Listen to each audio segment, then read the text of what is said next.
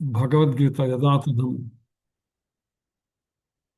శిలా ప్రభుపాదుల వారి భాష్యం నుంచి మనం భగవద్గీత అర్థం చేసుకునేటువంటి ప్రయత్నం చేస్తున్నాం. అందులో భాగంగా మనము 18 అధ్యాయాలు భగవద్గీత 3 షట్కాలుగా, అంటే 6 అధ్యాయాలు ఒక్కొక్క షట్కంగా అనుకొని ఇప్పటికే 6 అధ్యాయాలు పూర్తి చేసుకున్నాం. తదుపరి 2వ షట్కమైనటువంటి భక్తి షట్కం. మొదటి 6 అధ్యాయాలని కూడా కర్మ షట్కం అని, మధ్య 6 అధ్యాయాలను భక్తి షట్కం అని, చివరి 6 అధ్యాయాలను జ్ఞాన షట్కం అని చెప్పడం జరుగుతుంది అనమాట. అందులో భాగంగా భక్తి గురించినటువంటి 6 అధ్యాయాలని మనం నేర్చుకునేటువంటి ప్రయత్నంలో మొట్టమొదటి అధ్యాయమైనటువంటి భగవద్ విజ్ఞానం అనేటువంటి 7 అధ్యాయాలలోకి మనం ప్రవేశిస్తున్నాం. హరే కృష్ణ. ఇది మనము అంతర్జాతీయ కృష్ణ చైతన్య సంఘ సంస్థాపకాచార్యులు పరమ పూజ్యశ్రీ భక్తి వేదాంత స్వామి ప్రభుపాదుల వారి భాష్యాన్ని ఆధారంగా చేసుకుని మనం అర్థం చేసుకునేటువంటి ప్రయత్నం చేస్తున్నాం. యాజ్ యూజువల్గా ఎప్పుడులాగా మిమ్మల్ని నేను కోరినట్టే ఒక చిన్న పుస్తకాన్ని పెట్టుకొని నేటి తేదీ వేసుకొని నేటి ముఖ్యాంశాలు రాసి పెట్టుకోండి. చివరిలో ప్రతి ఒక్కరూ కనీసం ఒక్క అంశం, అది ప్రశ్న కావచ్చు, అంశం ముఖ్యాంశం ఏదైనా కావచ్చు, మిగిలిన అందరితో పంచుకునేటువంటి ప్రయత్నం చేయండి. సో ఈ అధ్యాయం పూర్తయ్యే లోపల ప్రతి ఒక్కళ్ళు కూడా మరొక కొత్త వారిని మన సత్సంగానికి జత చేసేటువంటి సంకల్పం తీసుకోండి. ఇవాళ అధ్యాయం మొదలవుతుంది. ఇవాళ ఇప్పుడు ఉపస్థితులైనటువంటి సంఖ్య 15 మంది సంఖ్య ఉంది. ఈ 15 మంది కూడా ఒక సంకల్పం తీసుకొని ఈ అధ్యాయం పూర్తయ్యే లోపల 30 శ్లోకాలు ఈ అధ్యాయం పూర్తయ్యే లోపల మీరు మరొకరిని మన సత్సంగానికి జత చేసేటువంటి ప్రయత్నం. ఇదే మనము శిలా ప్రభుపాదుల వారికి ఇవ్వగలిగినటువంటి గురు దక్షిణ అనమాట. ఓకే, సో దాన్ని మనసులో పెట్టుకొని మనం ముందుకెళ్దాం. సో 7 అధ్యాయాలు ఉన్నటువంటి ఈ యొక్క భగవద్ విజ్ఞానం అనేటువంటి అధ్యాయాన్ని, 7వ అధ్యాయాన్ని పరమ పూజ్యులైన యామునాచార్యుల వారు స్వయాథాత్మ్యం ప్రకృతాస్య తిరోధి శరణాగతి భక్తభేద ప్రబుద్ధస్య శ్రైష్ట్యం సప్తమ ఉచ్యతే. 7వ అధ్యాయంలో ఏం చెప్పబడిందో చాలా క్లుప్తంగా చెప్పారన్నమాట. 7వ అధ్యాయం ఉపాసించబడు భగవంతుని యథార్థ స్వరూపం అర్థమవుతుంది మనకి. అది ప్రకృతి వలన మనకు మరుగుపరిచి ఉండటాన్ని, మనం ప్రకృతిలో ఉన్నటువంటి మాయా ప్రభావం వల్ల మనం దాన్ని చూడలేకపోతాం అనమాట. దాన్ని తొలగించేటువంటి సాధనం ఏంటంటే శరణాగతి, భగవంతునికి సంపూర్ణమైనటువంటి శరణాగతి. భగవద్భక్తులలో ఉండేటువంటి తారతమ్యాలు, ఎన్ని రకాల వాళ్ళు ఉంటారు, ఎలా ఉంటారు అనే విషయం చెప్తూ అందులో జ్ఞాని యొక్క ముఖ్య గొప్పతనం గురించి చెప్పేటువంటి ప్రయత్నం జరుగుతుందన్నమాట. సో ఇందులో 5 ముఖ్య అంశాలు మనం చెప్పుకోవడం జరుగుతుంది. మొట్టమొదట 1 నుంచి 3 శ్లోకములలో శ్రీకృష్ణ జ్ఞాన మహిమ, తర్వాత 4 నుంచి 12 శ్లోకాల దాకా శ్రీకృష్ణుని శక్తుల యొక్క జ్ఞానము గురించి చెప్పుకోవడం జరుగుతుంది. అందుకే దీనికి భగవద్ విజ్ఞానము అనేటువంటి టైటిల్ ఇవ్వడం జరిగింది అనమాట. భగవత్ సంబంధమైనటువంటి జ్ఞాన విజ్ఞానముల గురించి అనమాట. తదుపరి శ్రీకృష్ణ శరణాగతి 13వ శ్లోకం నుంచి 19వ శ్లోకం దాకా శరణాగతి అనేటువంటి అంశాన్ని మనం చర్చించుకుంటాం. తదుపరి దేవతలను ఆరాధించేటువంటి వాళ్ళు, నిరాకారవాదులు ఎవరైతే ఉన్నారో వారి గురించి అర్థం చేసుకోవడానికి ప్రయత్నం చేస్తాం. ఇంకా చివరిగా మాయాజనిత మోహం నుంచి కృష్ణ భక్తి వరకు మన ప్రయాణము, మన సాధన, మన లక్ష్యము ఏదైతే ఉందో దాని గురించి సాక్షాత్తు భగవానుడే ఉపదేశించేటువంటి విషయాన్ని మనం ఆ శ్లోకాల్లో చూస్తాము. ఆ విధంగా చూసుకుంటే మనము 5 ముఖ్యాంశాలను ఈ యొక్క అధ్యాయంలో నేర్చుకుంటాం. శ్రీకృష్ణుని యొక్క జ్ఞాన మహిమ, శ్రీకృష్ణుని శక్తుల జ్ఞానము, శ్రీకృష్ణ శరణాగతి, దేవతారాధకులు, నిరాకారవాదులు, మాయాజనిత మోహము, కృష్ణ భక్తి అనేటువంటి 5 అంశాలని మనము తెలుసుకునేటువంటి ప్రయత్నం చేస్తాం అనమాట. సో అందులో భాగంగా మనం వివరంగా ఏ విభాగంలో ఏమేమి సబ్జెక్టులు నేర్చుకుంటాం అనేటువంటి చూసుకుంటూ ఈ మొట్టమొదటి 2 కూడా 1 నుంచి 12 శ్లోకాల దాకా శ్రవణం ద్వారా శ్రీకృష్ణుని గురించి సంపూర్ణ జ్ఞానం, అనగా భౌతిక ఆధ్యాత్మిక శక్తులతో కూడిన జ్ఞానం వెల్లడవుతుంది అన్నమాట మనకి 3 శ్లోకాల్లో. ఇది అనుభవైక జ్ఞానము, చాలా అరుదైనటువంటి విషయం. ఎందుకంటే ఏదైతే అనుభవపూర్వకముగా వివరించబడేటువంటి జ్ఞానం ఏదైతే ఉందో దాన్ని విజ్ఞానం చెప్తారు. అందుకే మనకి భగవద్గీత జ్ఞాన శాస్త్రం అయితే శ్రీమద్భాగవతమును విజ్ఞాన శాస్త్రంగా చెప్పుకోవడం జరుగుతుందన్నమాట. భగవద్గీతలో సాక్షాత్తు భగవానుడు ఉపదేశం ఇస్తే తన గీతని శ్రీమద్ భాగవతంలో దాన్ని ఎలా భక్తులైనటువంటి వాళ్ళు దాన్ని ఎలా స్వీకరించారు, ఎలా ఆచరించి మనకి ప్రామాణికంగా చూపించారు అనేటువంటిదంతా కూడా మనకి శ్రీమద్ భాగవతంలో వస్తుందన్నమాట. సో అది చెప్పుకుంటూ భగవంతుని యొక్క పరాశకృతి అపరాచ శక్తి, భౌతిక శక్తి, ఆధ్యాత్మిక శక్తి, పరాప్రకృతి అపరాప్రకృతి అనేటువంటి విషయాలన్నీ కూడా మనం తెలుసుకుంటాము. శ్రీకృష్ణుడే సృష్టి స్థితి లయమునకు కారణము అనేటువంటి అంశాన్ని మనం అర్థం చేసుకొని కృష్ణుడు సర్వవ్యాపి అని అన్నిటి సారాంశము మరియు త్రిగుణాతీతుడు అనేటువంటి అంశాలను మనము రాబోయేటువంటి 2 విభాగాలలో కూడా చెప్పుకునేటువంటి ప్రయత్నం చేస్తాం. 1 నుంచి 12 శ్లోకములలో భాగంగా అనమాట. సో అందులో మొట్టమొదటి శ్లోకం ఏదైతే ఉందో 7వ అధ్యాయంలో మొదటి శ్లోకము శ్రీ భగవానువాచ మయ్యాసక్తమనః పార్థ యోగం యుంజనత్మదాశ్రయః అసంశయం సమగ్రం మాం యథా జ్ఞాస్యసి తచ్ఛృణు. హరే కృష్ణ, తచ్ఛృణు. ఇది ఓకే. హరే కృష్ణ. సో సరోజ మాతాజీ. హరే కృష్ణ మాత. 1 minute. సో శ్రీ భగవానువాచ మయ్యాసక్తమనః పార్థ యోగం యుంజన్మదాశ్రయః అసంశయం సమగ్రం మాం యథా జ్ఞాస్యసి తచ్ఛృణు. హరే కృష్ణ. మతే సరోజన మత చౌతర శ్లోకం మీనింగ్ చదువుతాను ప్రభుజీ. మాతాజీ ఇవాళ శ్లోకాస్ మీవే మాతాజీ, మీరే చేయాలి. ఓకేనా? ఓకే. సరే మాతాజీ. హరే కృష్ణ. ప్రణామం. హరే కృష్ణ. శ్రీ భగవాన్ వాచ మయాసక్త మనా ప్రార్థ యోగం యుంజన్మదాశ్రయ అనంతాశయం సమగ్రం మాం యదా జ్ఞాస్యసి తచ్ఛృణు. హరే కృష్ణ మాతాజీ. ప్రభుజీ క్షమించండి మా ప్రభుజీ, అన్న తప్పులు పోతే. మాతాజీ కింద మీనింగ్ కూడా చదవండి మాతాజీ. శ్రీకృష్ణ భగవానుడు పలికాను, ఓ ప్రార్థ, మనస్సును నాయందే సంలగ్నము చేసి నా సంపూర్ణ భావములో యోగం అభ్యసించుట ద్వారా నీవు నిస్సందేహముగా నన్నెట్లు సమగ్రంగా నెరగగలవో ఇప్పుడు ఆలకింపు. హరే కృష్ణ ప్రభుజీ. హరే కృష్ణ. So okay. మాతాజీ నాగమణి మాతాజీ చదవండి మాతాజీ. హరే కృష్ణ ప్రభుజీ. హరే కృష్ణ మాతాజీ. మయ్యాసక్తమనః పార్థ యోగం యుంజన్మదాశ్రయః అసంశయం సమగ్రం మాం యథా జ్ఞాస్యసి తచ్ఛృణు. శ్రీకృష్ణ భగవానుడు పలికారు, ఓ పార్థ, మనస్సును నాయందే సంలగ్నం చేసి నా సంపూర్ణ భావనలో అభ్యసించడం ద్వారా నీవు నిస్సందేహంగా నన్నెట్లు సమగ్రముగా నెరగగలవో ఇప్పుడు ఆలకింపు. హరే కృష్ణ ప్రభు. హరే కృష్ణ. చంద్రమాతాజీ మీరు చదువుతారు శ్లోకం మీనింగ్. చంద్రమాతాజీ. ఓకే. నెక్స్ట్ హరే కృష్ణ ప్రభుజీ. చదవండి మాతాజీ ప్లీజ్. ప్రణామం ప్రభు. శ్రీ భగవానువాచ మయ్యాసక్త మనా పార్థ యోగం యుంజన్మదాశ్రయః అసంశయం సమగ్రమం మాం యథా జ్ఞాస్యసి తచ్ఛృణు. శ్రీకృష్ణ భగవానుడు పలికెను, ఓ పార్థ, మనసును నాయందే సంలగ్నము చేసి నా సంపూర్ణ భావనలో యోగం అభ్యసించుట ద్వారా నీవు నిస్సందేహముగా నన్నెట్లు సమగ్రముగా నెరగగలవో ఇప్పుడు ఆలకింపు. హరే కృష్ణ. థ్యాంక్ యూ మాతాజీ. సో ఈ అధ్యాయంలో కృష్ణ చైతన్య తత్వం చాలా సమగ్రంగా వివరించబడింది. శిలా ప్రభుపాల వారి భాష్యాన్ని కనుక మనం గమనిస్తే సమస్త విభూతులను కలిగినటువంటి సమగ్రంగా ఉన్నటువంటి శ్రీకృష్ణ భగవానుడు తన విభూతిని, తన శక్తిని ఏ విధంగా ప్రదర్శించాడో వర్ణించబడుతుంది ఈ అధ్యాయంలో అనమాట.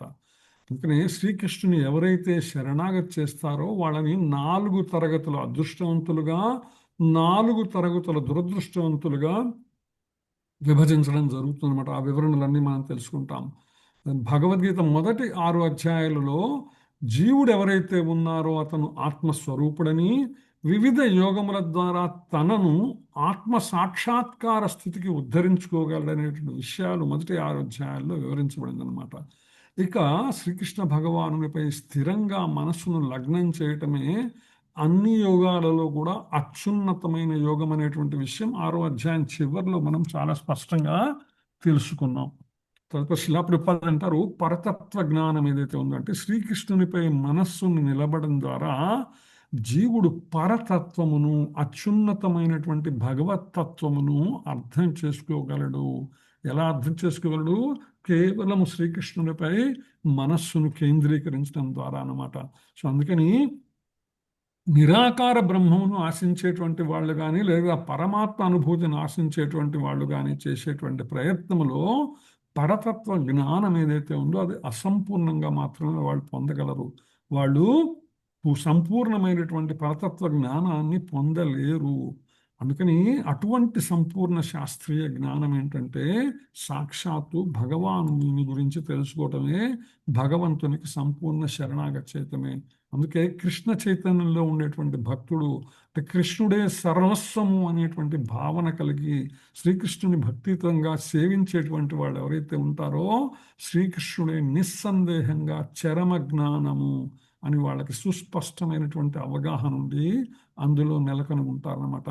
అనేక రకమైనటువంటి యోగ పద్ధతులు ఉన్నప్పటికీ కూడా అవన్నీ కూడా చిట్ట చివరికి కృష్ణ చైతన్యానికి తీసుకొచ్చి మనల్ని చేర్చేవన్నమాట అనే విషయం మర్చిపోకూడదు అనమాట. ఏ యోగ మార్గం అయినప్పటికీ కూడా చివరికి అంతిమముగా అది చేరవలసింది కృష్ణ చైతన్యం గురించి మాత్రమే. అందుకని కృష్ణ భక్తి భావనలో ఎవరైతే ప్రత్యక్షంగా నిలిచిన వారు ఉంటారో వాళ్ళు బ్రహ్మజ్యోతి పరమాత్మలకు సంబంధించిన జ్ఞానం ఏదైతే ఉందో అది అప్రయత్నంగానే పొందుతారు. అంతే కదండి. ఒక చోట ఒక 10 రూపాయల నోటు, 20 రూపాయల నోటు, 50 రూపాయల నోటు ఉన్నది, 100 రూపాయల నోటు ఉన్నది. 100 రూపాయల నోటు మనం తీసుకుంటే ఈ 10, 20, 50 మించినటువంటి 10, 20, 50 మొత్తం 80 అయింది, +20 అంత కలిపిన 100 నోటు ఉంది కదా. సో 100 నోటుని మనం ఆశిస్తామా లేక 10ని, 20ని, 50ని ఆశిద్దామా అని. ఇందులో ఏ విధంగా అయితే 100లో ఇవన్నీ ఉంటాయో అదే విధంగా బ్రహ్మజ్యోతి గురించి కానీ, పరమాత్మ గురించి కానీ, బ్రహ్మముని గురించి కానీ, ప్రకృతిని గురించి కానీ, జీవుల గురించి కానీ ఇవన్నీ కూడా కంప్లీట్గా ఇంక్లూడ్ అయి ఉంటుంది. ఇది ఆ యొక్క శ్రీకృష్ణ తత్వం అన్నమాట. ఇది పరతత్వ జ్ఞానం అనేటువంటి విషయాన్ని మనం అర్థం చేసుకోవాలి. సాధన ఏదైతే ఉందో ప్రతి వాళ్ళు కూడా 6వ అధ్యాయం చివరిలో చెప్పినటువంటి విధంగా యోగం ఆరంభించాలి. శ్రీకృష్ణ భగవానుపై మనస్సు నిలపటం అనేటువంటిది ఏదైతే ఉన్నదో అది కేవలము ప్రహ్లాద్ మహారాజ్ చెప్పినటువంటి నవవిధ భక్తి ద్వారానే సాధ్యమవుతుందన్నమాట. అందులో ప్రత్యేకించి మొట్టమొదటిది ఏంటి? శ్రవణం. అందుకే ఇక్కడ ఏమంటున్నాడు భగవానుడు, తత్శృణు అనేటువంటి పదాన్ని ఇక్కడ మనకి ప్రస్తావించడం జరిగింది అనమాట. మొదటి శ్లోకంలోని ఇక్కడ నువ్వు విను అని చెప్తున్నాడు, బాగా శ్రద్ధగా విను అనేటువంటి విషయాన్ని ఇక్కడ చెప్పేటువంటి ప్రయత్నం చేస్తున్నాడు భగవానుడు.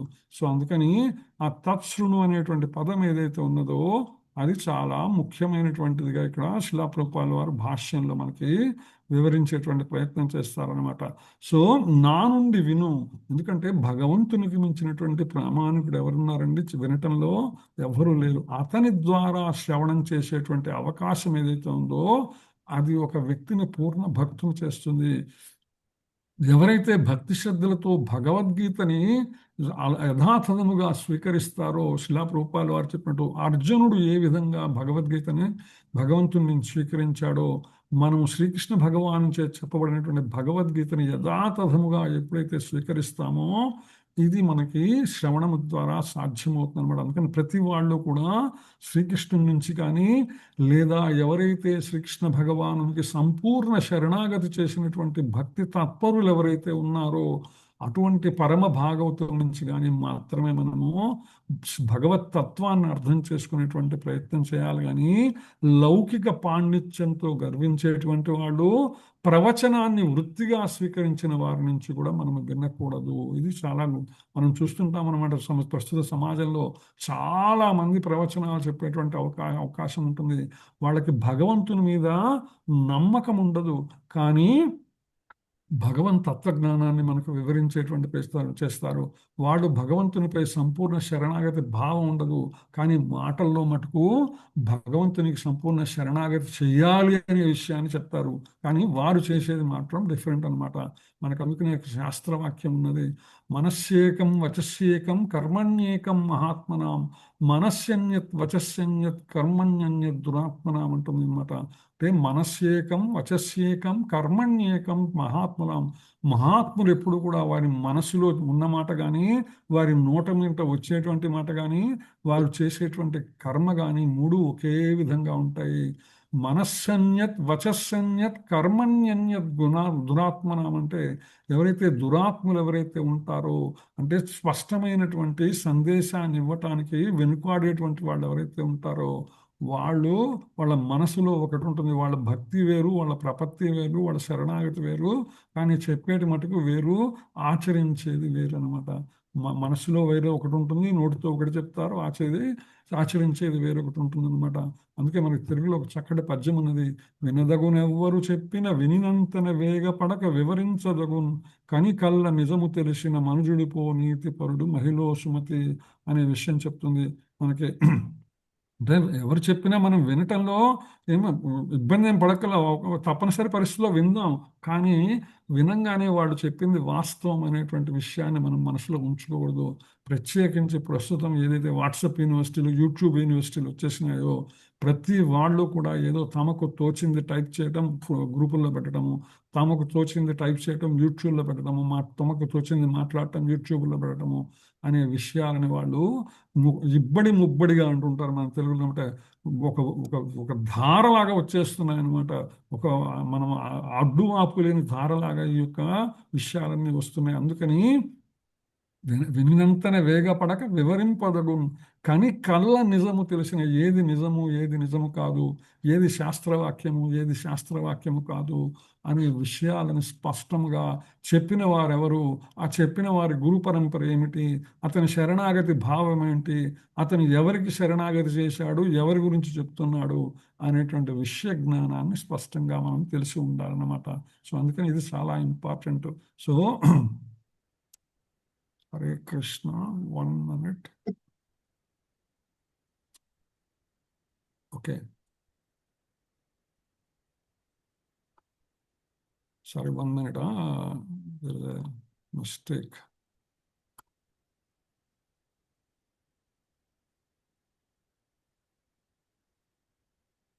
వేరే పవర్ పాయింట్ ప్రజెంటేషన్ వచ్చేసింది.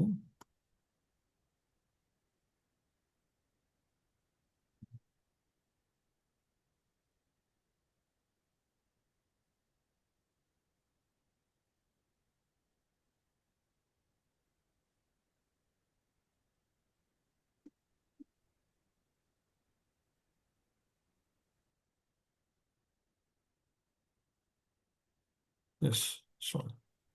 సో బై మిస్టేక్ వేరే స్లైడ్ తీసుకున్నాను. ఓకే,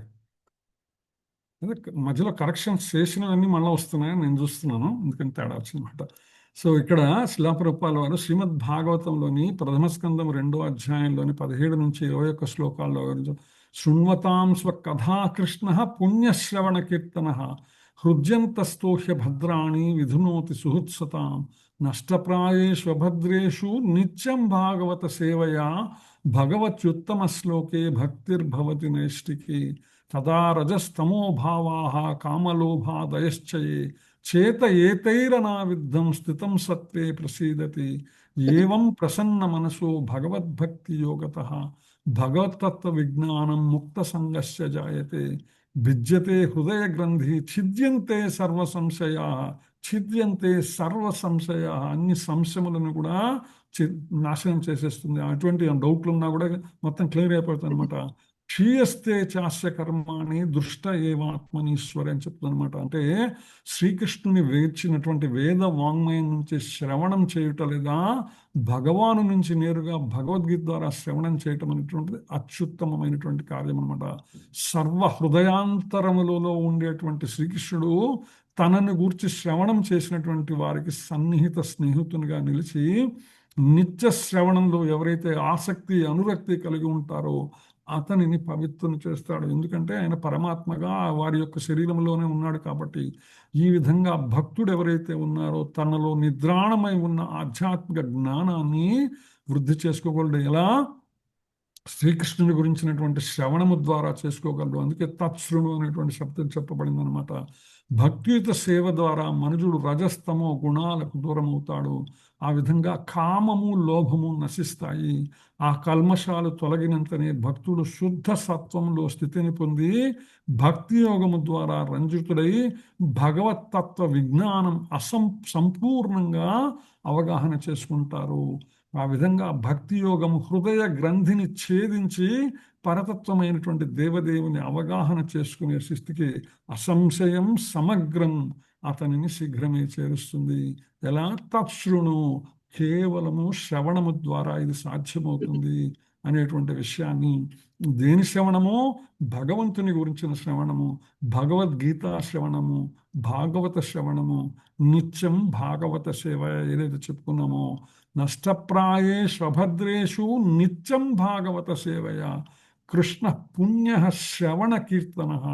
ఎప్పుడైతే భగవంతుని గురించిన శ్రవణ కీర్తనములు చేస్తున్నామో, భగవత్ సంబంధమైనటువంటి నిత్యం భాగవత సేవయ చేస్తున్నామో, భాగవత సేవ అంటే కేవలం శ్రీమద్ భాగవతం ఒక్కటే చదవటం కాదండి, భగవద్భక్తుల సాంగత్యము, భగవద్భక్తులకై తమ జీవితాలను అంకితము చేసినటువంటి సాధువుల సాంగత్యము, తద్వారా పరమ భాగవతుల సాంగత్యముతో, భాగవత సాంగత్యముతో మనము భగవంతుని గురించినటువంటి జ్ఞానాన్ని పొందేటువంటి అవకాశం ఉంటుందన్నమాట. చెప్పుకుంటూ తర్వాత శ్లోకంలోకి వెళ్దాం. జ్ఞానం తేహం సవిజ్ఞానం ఇదం వక్ష్యామ్యశేషతః యజ్ఞాత్వా నేహ భూయః అన్యజ్ఞాతవ్యం అవశిష్యతే. జ్ఞానం తేహం సవిజ్ఞానం ఇదం వక్ష్యామ్యశేషతః యజ్ఞాత్వా నేహ భూయః అన్యజ్ఞాతవ్యం అవశిష్యతే. హరే కృష్ణ మాతాజీ చదువుతాను. హరే కృష్ణ ప్రభుజీ. హరే కృష్ణ. జ్ఞానం త్రేహం 7.2 జ్ఞానం త్రేహం సవిజ్ఞానం ఇదం. ప్రభుజీ దాని మీద 6వ మార్క్ వచ్చింది ప్రభుజీ. ఇదం వక్ష్యామ్య విజం వక్ష్యామ్య శేషతః యజ్ఞాత్వా నేహ భూయః అన్యజ్ఞాతన్వ అవశిష్యతే. జ్ఞానము మరియు విజ్ఞానమును కూడిన సంపూర్ణ జ్ఞానమును నీకిప్పుడు నేను సంపూర్ణముగా వివరించేదను. అది తెలుసుకొనిన పిమ్మట నీవు తెలుసుకొనవలసినది ఏదీను మిగిలి ఉండదు. హరే కృష్ణ ప్రభు. హరే కృష్ణ. థ్యాంక్ యూ మాతాజీ. గీతా మాతాజీ మీరు చదువుతారా? గీతా డొంగరి. హరే కృష్ణ. హరే కృష్ణ. ప్రణామం మాతాజీ. ప్రభుజీ ప్రణామం. జ్ఞానం తేహం సవిజ్ఞానం ఇదం వక్ష్యామ్యశేషతః యజ్ఞాత్వా నేహ భూయః అన్వజ్ఞాతవ్యం అవశిష్యతే. జ్ఞానము మరియు విజ్ఞానములను కూడిన సంపూర్ణ జ్ఞానమును నీకిప్పుడు నేను సంపూర్ణముగా వివరించేదను. అది తెలిసిన పిమ్మట నీవు తెలుసుకొనవలసినది ఏదీను మిగిలి ఉండదు. Hare Krishna. Thank you. Hare Krishna. Indira Mataji. Hare Krishna. Indira Mataji please. ప్రణామాలు ప్రభుజీ. హరే కృష్ణ. జ్ఞానం తేహం సవిజ్ఞానం ఇదం వక్ష్యామ్యశేషతః యజ్ఞాత్వా నేహ భూయో జ్ఞానతవ్యమవశిష్యతే. జ్ఞాన విజ్ఞానములు రెండింటితో పాటుగా ఈ జ్ఞానమును పూర్తిగా నీకిప్పుడు నేను ప్రకటిస్తాను. ఇది తెలిసిన తరువాత నీకు తెలుసుకోవలసింది ఏది మిగలదు. హరే కృష్ణ. ప్రణామాలు ప్రభుజీ. థ్యాంక్ యూ మాతాజీ. సో ఇక్కడ భగవాన్ చెప్తున్నాడు, జ్ఞానము మరియు విజ్ఞానములతో కూడిన సంపూర్ణ జ్ఞానాన్ని నీకు ఇప్పుడు నేను సంపూర్ణంగా వివరిస్తానని చెప్తున్నాడు భగవానుడు. అదే మాకు కావాల్సింది అనమాట. మనకు కావాల్సింది కూడా అదే. భగవానుడు ఏం చెప్తున్నాడు? జ్ఞాన విజ్ఞానములతో కూడినటువంటి సంపూర్ణ జ్ఞానాన్ని నీకు చెప్తాను అర్జున, నువ్వు విను అని చెప్తున్నాడు. మనము కూడా విందాం శ్రద్ధగా. అది తెలిసిన పిమ్మట నీవు తెలుసుకోవాల్సింది ఇంకేమీ ఉండదు. అంటే భగవానుడు ఏ విషయం చెప్పినా కూడా ఆయన దానికి సంబంధించిన వివరములన్నీ తెలియజేస్తూ తన అభిప్రాయాన్ని చెబుతూ మళ్ళా స్వతంత్రాన్ని మనకి ఇచ్చేస్తాడు. నేను ఇది నమ్ముతున్నాను, నేను ఇది చెప్తున్నాను, ఇది నా అభిప్రాయము అనేటువంటి చెప్తాడు భగవానుడు అనమాట. అంటే కర్మ జ్ఞాన భక్తి యోగ మార్గములు మూడిటిని వివరిస్తూ, అందులో ఉన్నతమైనటువంటి యోగ మార్గములను వివరిస్తూ, ఇందులో ఇది ఉత్తమమైనది, ఇది నా అభిప్రాయం అని చెప్తూ, అందుకని ఎందుకు అభిప్రాయం చెప్తాడు, నిర్ణయం నువ్వే తీసుకోవాలి కాబట్టి ఆ స్వతంత్రాన్ని మనకు ఎప్పుడు వదిలిపెడతాడు భగవానుడు అనమాట. అందుకని దివ్యమైన సంపూర్ణ జ్ఞానంలో భౌతిక జగం, దాని వెనక ఉన్న ఆత్మ, ఆ రెండిటి మూల కారణాల జ్ఞానం ఇమిడి ఉంటుందన్నమాట. ఇది ముఖ్యమైనటువంటిది. అంటే ఏది దీనికంతటికి కారణం మనం అంతకుముందు చెప్పుకున్నాం. తద్విద్ధి ప్రణిపాతైన పరిప్రశ్నైన సేవయ అనేటువంటి విషయం చెప్పుకున్నప్పుడు పరిప్రశ్న, ఏది పరిప్రశ్న? మనము గురువును ఆశ్రయించి పరిప్రశ్న వేయాలా? ఏమిటా పరిప్రశ్న? నేను ఎవరిని దగ్గర మనం మొదలవ్వాలండి. నేను ఎవరిని? నేను శరీరమున జీవాత్మన? ఇక్కడ మొదలవుతుంది మన ప్రశ్న. అసలు ఈ జీవాత్మ ఎందుకున్నది ఈ శరీరంలో? నేను జీవాత్మనైతే ఎందుకున్నాను ఇక్కడ? ఎక్కడి నుంచి వచ్చాను? ఎక్కడికి వెళతాను? వెళ్ళకపోతే ఏమవుతుంది? వెళితే ఏమవుతుంది? ఈ విషయాల గురించినటువంటి జ్ఞానం ఏదైతే ఉన్నదో దీనికి సంపూర్ణ జ్ఞానం ఏంటుందన్నమాట. ఇక్కడ అర్జునుడు భక్తుడు మరియు స్నేహితుడు ఎవరికి? భగవంతునికి. అంశద భగవానుడు అతనికి సంపూర్ణమైనటువంటి జ్ఞానమును ఇవ్వటానికి నిశ్చయించుకున్నాడు. ఎప్పుడు? అర్జునుడు భగవానునికి సంపూర్ణ శరణాగతి చేసినప్పుడు. అదేవిధంగా ఎప్పుడైతే మనము భగవానునికి సంపూర్ణ శరణాగతి చేస్తామో భగవంతుడు చెప్పేటువంటి విషయ జ్ఞానం మనకు అంత అద్భుతంగాను అంత సంపూర్ణంగా కూడా మనకు అర్థమవుతుంది అనమాట. అందుకని తన నుంచి కానీ ప్రత్యక్షంగా వచ్చే గురు శిష్య పరంపరలో భక్తునికి మాత్రమే సంపూర్ణ జ్ఞానం ప్రాప్తిస్తుంది. 4వ అధ్యాయం మొదట చెప్పాడు. ఇమం వివస్వతే యోగం ప్రోక్తవాన్నహం అవ్యం అనే చోట అనమాట. మనము ఇక్కడ మళ్ళా దాన్ని నిర్ధారిస్తున్నాడు భగవానుడు. ఏమని?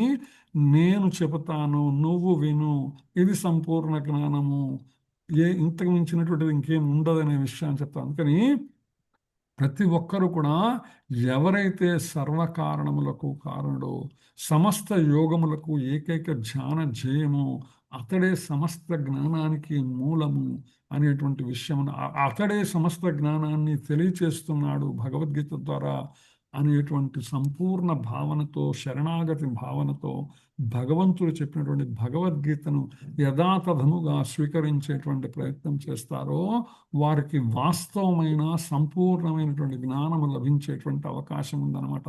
ముండకోపనిషత్ చెప్తుంది, కస్మిన్ భగవో విజ్ఞాతే సర్వమిదం విజ్ఞాతం భవతి. సర్వకారణ కారణం ఎవరో తెలిసినప్పుడు తెలుసుకోవలసినది తెలిసిక తెలుసుకోవలసింది ఏది లేదనే విషయం తెలుస్తుంది అనమాట. మనకి ఏది నేర్చుకుంటే ఇంక వేరేదేది నేర్చుకోవాల్సిన అవసరం ఉండదో అటువంటి జ్ఞానాన్ని భగవానుడు ఉపదేశించబోతున్నాడు ఇక్కడ అనమాట. సో అందుకని మనము కూడా అంత భక్తి శ్రద్ధలతో వినేటువంటి ప్రయత్నం చేద్దాం. హరే కృష్ణ చెప్పుకుంటూ 3వ శ్లోకంలోకి వెళ్దాం. మనుష్యాణం సహస్రేషు కశ్చిద్యతతి సిద్ధయే యతతామపి సిద్ధానాం కశ్చిన్మాం వేత్తి తత్వతః. మనుష్యాణం సహస్రేషు కశ్చిద్యతతి సిద్ధయే యతతామపి సిద్ధానాం కశ్చిన్మాం వేత్తి తత్వతః. హరే కృష్ణ. ప్రసన్నలక్ష్మి మాత చదువు. ప్రభు ఫస్ట్ మాతాజీ చదవండి. సరోజిని మాత చదవండి ప్లీజ్ మాత. హరే కృష్ణ మాతాజీ. ప్రభుజీ భగవద్గీత 7.3 మనుష్యానాం సహస్రేషు కచ్చిత్ తతతి సిద్ధయే యతతామాపి సిద్ధానాం కచ్చిన్మాం వేత్తి తత్వతః. వేలాది మనుషులలో ఒక్కరు మాత్రమే సంపూర్ణత్వం సాధించుటకు ప్రయత్నించును. ఆ విధముగా పూర్ణత్వం సాధించిన వారిలో కూడా ఒకానొకడు మాత్రమే నన్ను యథార్థంగా తెలుసుకొనగలుగుతున్నాడు. హరే కృష్ణ. హరే కృష్ణ. ప్రసన్నలక్ష్మి మాతాజీ. హరే కృష్ణ ప్రభుజీ ప్రణామ్. మనుష్యాణం సహస్రేషు కశ్చిత్ యతతి సిద్ధయే యతతామపి సిద్ధానాం కచ్చిన్మాం వేత్తి తత్వతః. వేలాది మనుష్యులలో ఒక్కడు మాత్రమే పూర్ణత్వమును సాధించుటకు ప్రయత్నించును. ఆ విధముగా పూర్ణత్వమును సాధించిన వారిలో కూడా ఒకానొకడు మాత్రమే నన్ను యథార్థముగా తెలుసుకొనగలుగుచున్నాడు. ప్రణామం ప్రభు. హరే కృష్ణ. కనకవల్లి మాత చదువుతారా మీరు శ్లోకం అని? హరే కృష్ణ ప్రభుజీ, ప్రణామాలు. ధన్యవాదాలు. మనుష్యానాం సహస్రేషు కశ్చిత్ యతతి సిద్ధయే యతతామపి సిద్ధానాం కశ్చిన్మాం వేత్తి తత్వతః. వేలాది మనుషులలో ఒకరు మాత్రమే పూర్ణత్వమును సాధించుటకు ప్రయత్నించును. ఆ విధముగా పూర్ణత్వమును సాధించిన వారిలో కూడా ఒకానొకడు మాత్రమే నన్ను యథార్థముగా తెలుసుకొనగలుగుచున్నాడు. హరే కృష్ణ ప్రభుజీ. హరే కృష్ణ. థ్యాంక్ యూ మాతాజీ. So Thank you. వేలాది మందిలో ఒకళ్ళు మనుష్యాణం సహస్రేషు కశ్చిత్ యతతి సిద్ధయే. వేలాది మనుషులు ఒక్కడు మాత్రమే పూర్ణత్వాన్ని సాధించడానికి ప్రయత్నం చేస్తారు. ఆ పూర్ణత్వాన్ని సాధించిన వారిలో కూడా ఒక్కడు మాత్రమే నన్ను యథార్థముగా తెలుసుకొనగలుగుతున్నాడు. మనం చెప్పుంటాం ఇప్పటికైనా మేడం. నేను క్లాస్ మొదట్లో చెప్పినప్పుడు ఈ అధ్యాయం అయిపోయే లోపల ఇంకొకరిని చేర్చండి అనేటువంటి విజ్ఞప్తి చేశాను మీకు. మనం గురుదక్షిణ శిలాప్రూపాల వారికి ఆయన ఇచ్చినటువంటి జ్ఞానాన్ని మనం అందరికీ వీలైనంత ఎక్కువ మందికి చేర్చడమే మన యొక్క ముఖ్య ఉద్దేశం అనమాట. సో అందులో భాగంగా ఇంకో కొత్త వాళ్ళందరినీ పరిచయం చేసేటువంటి ప్రయత్నం చేయండి అని చెప్తున్నాం. మీరందరూ కూడా ప్రయత్నం చేసి ఉంటారు. కనీసం ఒక్కొక్కళ్ళు ఒక 10 మందికో 20 మందికో 30 మందికో 40 మందికో 100 మందికో చెప్పుకుంటారు. చెప్పినా కూడా అందులో కేవలము ఏ ఒక్కళ్ళు వచ్చేటువంటి అవకాశం ఉంది. ఆ వచ్చినటువంటి వాళ్ళు కూడా నిలబడేటువంటి అవకాశం తక్కువ ఉంటుందన్నమాట. అదే విషయాన్ని ఇక్కడ భగవాన్ చెప్తున్నాడు. కృష్ణ భక్తి జ్ఞానము మేము చెప్పుకుంటున్నాము, కృష్ణ భక్తి గురించి విందాము, తెలుసుకుందాము, కృష్ణ భగవతత్వమును భగవద్ జ్ఞానమును తెలుసుకుందాము, విందాము అనేటువంటి విషయాన్ని ఎవరైతే భగవత్తుని యొక్క సంపూర్ణ శరణాగతి చేసినటువంటి భక్తులు ఎవరైతే ఉన్నారో, పరమ భాగవతులు ఎవరైతే ఉన్నారో అటువంటి శిలాప్రభుపాల వారి భాష్యాన్ని అర్థం చేసుకునేటువంటి ప్రయత్నం చేద్దాము. గురు శిష్య పరంపరా రూపంగా ఉన్నటువంటి జ్ఞానాన్ని మనం చెప్పుకుంటున్నాము, మీరు కూడా వచ్చి జత చేయండి అని మనము ఒక 1000 మందికి చెప్తే అందులో ఒక్కళ్ళు మాత్రమే వచ్చేటువంటి అవకాశం ఉంది. ఆ ఒక్కళ్ళు మాత్రమే నిలబడి చివరికి భగవంతునికి సంపూర్ణ శరణాగతిని దీక్షను తీసుకునేటువంటి గురువు ద్వారా దీక్షను తీసుకోవడము, తదుపరి భగవంతునికి సంపూర్ణ భక్తియుత సేవలో నెలకొనే వాళ్ళు ఒక్కళ్ళు అంట. అదే విషయాన్ని ఇక్కడ చెప్తున్నాను అనమాట. ఇక్కడ సమాజంలో చాలా మంది చూస్తుంటాం, వేలాదిలో ఒక్కడు మాత్రమే ఆత్మసాక్షాత్కార జ్ఞానంపై ఆసక్తి ఉంటుందన్నమాట. ఆత్మ దేహము పరతత్వాన్ని గురించి తెలుసుకునేటువంటి ప్రయత్నం చేస్తారు. ఎందుకంటే సాధారణంగా మనుషులందరూ కూడా శిలాప్రభుపాల కూడా పశు ప్రవృత్తితో ఉంటారు వాళ్ళు ఎప్పుడు కూడా అనమాట. ఆహార భయ నిద్ర మైథునాలపై మాత్రమే ఆసక్తి కలిగి ఉంటారు. ఎందుకు జన్మించాము అంటే తినడం కోసం జన్మించాము, నిద్రించడం కోసం జన్మించాము, మైథునం కోసం జన్మించాము, భయం కోసం జన్మించాము, అంతే అనమాట. ఇది తప్ప వేరేది ఏమి ఉండదు అనమాట. ఈ 4 కోసం అప్పుడు జంతువులు కూడా అదే స్థితిలో ఉంటాయి. ఇక జంతువులకి మనిషికి తేడా ఉంది. అటు అందుకని చాలా మంది అలాగే ఉంటారు. మా సహస్రేషు వేల కొలదిలో ఒకడు మాత్రమే ఆధ్యాత్మిక జ్ఞానం వైపు మళ్ళుతాడనమాట. ఆ మళ్ళినటువంటి వాళ్ళలో ఒకడు మాత్రమే భగవంతుని శరణాగతి చేసేటువంటి వాళ్ళు ఉన్నారనమాట. ఇక శిలాప్రభుపాద చెప్తున్నారు, మొదటి 6 అధ్యాయాలు ఏవైతే ఉన్నాయో దాంట్లో 3 రకాల విషయాలని మనం వివరించేటువంటి ప్రయత్నం జరిగిందని చెప్తారు. ఆధ్యాత్మిక జ్ఞానం మొట్టమొదటి అనమాట. అంటే ఆత్మ పరమాత్మల గురించి తెలుసుకునేటువంటి సంబంధ విషయ జ్ఞానం చెప్పబడింది మొదటి 6 అధ్యాయాల్లో. తర్వాత జ్ఞాన ధ్యాన యోగములు అంటే ఆత్మ సాక్షాత్కారం పొందటం కోసం ఏ విధంగా జ్ఞాన ధ్యాన యోగములు సాధన చేయాలో చెప్పబడింది. ఆత్మ లేని భౌతిక పదార్థం ఏదైతే ఆత్మ నుండి విడిగా చూడటం కోసమో ఆత్మలేని భౌతిక పదార్థ విషయ జ్ఞానం గురించి చెప్పుకోవడం జరిగింది. ఈ 6 అధ్యాయాలు మాత్రమే మొదట్లో చెప్పుకోగలిగింది. 6 అధ్యాయాలు పూర్తి చేసుకున్న తర్వాత మనం ఇప్పుడు వాస్తవమైనటువంటి భగవద్ విజ్ఞాన జ్ఞానంలోకి ప్రవేశిస్తున్నాం అనమాట. ఇదే విషయం ఇక్కడ మొదలు పెడుతున్నాడు భగవానుడు. చెప్తూ శిలాప్రభుపాద అంటారు, భక్తునికి నిరాకారవాదికి ఇక్కడ వస్తుంది తేడా అనమాట. ఇక్కడ కేవలము ఆధ్యాత్మిక జ్ఞానంతోనే సరిపడదామా, దానికన్నా ముందుకు వెళదామా అనేటువంటి విషయంలో ఉంటాం. వాస్తవానికి కృష్ణ భక్తి భావనలో ఎవరైతే ఉంటారో వాళ్ళకి సంపూర్ణంగా భగవానుడు అర్థమవుతాడు. భగవద్గీతని భగవంతుని సంపూర్ణ శరణాగతి భావనలో ఉన్నటువంటి వాళ్ళకి భగవద్గీత సులభంగా అర్థమయ్యేటువంటి అవకాశం ఉంది. ఎవరైతే ఇతర తత్వవేత్తలు ఎవరైతే ఉంటారో నిరాకార బ్రహ్మతత్వాన్ని మాత్రమే పొందేటువంటి అవకాశం అవకాశం ఉంది. ఎవరు? భగవానునికి శరణాగతి చేయని వారికి ఎవరైతే ఉన్నారో వారికి నిరాకార భావమే అర్థమవుతుంది. ఇందులో భగవతత్వము శరణాగతి భావం వాళ్ళకి అర్థం కాదు. ఎందుకంటే నిరాకార బ్రహ్మతత్వం తెలుసుకోవటం శ్రీకృష్ణుని తెలుసుకోవడం కన్నా సులభమైనటువంటిది కాబట్టి సులభమైనది పొందటానికి వాళ్ళు అక్కడ ఆగిపోతారు. భగవంతునితో సమానమైనటువంటి భగవంతుడితో ఐక్యమవుతాం కాబట్టి భగవంతుని సమానమైన భోగం పొందాలనేటువంటి స్వార్థ సంకుచిత భావాలతో మిగిలిపోతారనమాట. అయితే శ్రీకృష్ణుడు పూర్ణ పురుషోత్తముడే కాక నిరాకార బ్రహ్మము మరియు పరమాత్మల జ్ఞానానికన్నా కూడా ఉన్నతమైనటువంటి వాడు అనే విషయాన్ని వాళ్ళు ఎప్పటికీ అర్థం చేసుకోలేరు. మనం ఎప్పటికీ సేవకులమే, భగవాన్ ఎప్పటికీ యజమాని, మనం ఎప్పటికీ ఆయన సేవకులమే అనేటువంటి సేవాతంత్ర భావం ఏదైతే ఉన్నదో అది ఎప్పటికీ వాళ్ళకి అర్థం కాదు. ఎందుకంటే వాళ్ళు భగవంతునితో పాటు సమానముగా భోగమును అనుభవించాలనేటువంటి భావన ఉంటుంది కాబట్టి నిరాకారవాదులకు అనమాట. అందుకని వాళ్ళు ఐక్యం అయిపోవటం అనేటువంటి భావనలో ఉంటారు ఎప్పుడు కూడా. యోగులు జ్ఞానులు కృష్ణుని అవగాహన చేసుకునే ప్రయత్నంలో భ్రాంతికి లోనవుతారంటారు శిలా ప్రభుపాద అనమాట. ఈ ప్రయాణ మార్గంలో ఎవరైతే ఉన్నారో శరణాగతి చేయాలనే భావం వచ్చినప్పటికీ కూడా భౌతికమైనటువంటి మాయా ప్రభావానికి లోబడి భ్రాంతికి లోనైనటువంటి వాళ్ళని కూడా మనం చూస్తూ ఉంటాం అనమాట. అందుకని శిలా ప్రభుపాద అంటారు, పరమ అద్వైతి అయినటువంటి శంకరాచార్యులు గీతా భాష్యంలో శ్రీకృష్ణుని దేవదేవునిగా అంగీకరించిన ఆయన్ని అనుసరించే వాళ్ళు మాత్రం శ్రీకృష్ణుని దేవదేవుడిని అంగీకరించలేకపోతున్నారు ఇప్పటికీ కూడా అనే విషయాన్ని చెప్తారనమాట. అందుకని మానవుడు నిరాకార బ్రహ్మ అనుభూతిని కలిగి ఉన్నా శ్రీకృష్ణుని అర్థం చేసుకోవటం అతి కష్టమైన కార్యం అవటమే దానికి కారణం. ఎందుకంటే ఎప్పుడైతే సంపూర్ణ శరణాగతి భావము లేదో అప్పటిదాకా భగవానుడు మనకు అర్థం కాడు. అదే కదా భగవద్గీతలో కూడా అంతే కదా, ఎప్పుడైతే అర్జునుడు సంపూర్ణ శరణాగతి చేశాడో అప్పుడే భగవానుడు నోరు విప్పటం మొదలుపెట్టాడు అనమాట భగవతత్వ జ్ఞానం గురించి. సో అందుకని ఇది చాలా ఇంపార్టెంట్ అయిన విషయము. అందుకని బ్రహ్మ సంహితను చెప్తూ శిలా ప్రభుపాద అంటారు, ఈశ్వర పరమ కృష్ణ సచ్చిదానంద విగ్రహ అనాదిరాదిర్గోవింద సర్వకారణ కారణము. శ్రీకృష్ణుడు దేవదేవుడు, సర్వ కారణములకు కారణమును, ఆది పురుషుడైన గోవిందుడును అయి ఉన్నాడు. అందుకని మూలం పట్టుకోవాలన్నమాట. మనం ఎప్పుడైనా సరే ఎప్పుడైతే మూలాన్ని పట్టుకున్నామో ఇక మనం పట్టుకోవాల్సిందంటూ ఏముండదు. సర్వ కారణములకు కారణమైనటువంటి శ్రీకృష్ణ భగవాన్ని పాద పద్మములు ఎప్పుడైతే పట్టుకున్నామో సమస్తమైనటువంటి ఆధ్యాత్మిక జ్ఞానము, పరతత్వ జ్ఞానము, బ్రహ్మ జ్ఞానము ఇవన్నీ కూడా అందులోనే ఉంటాయి.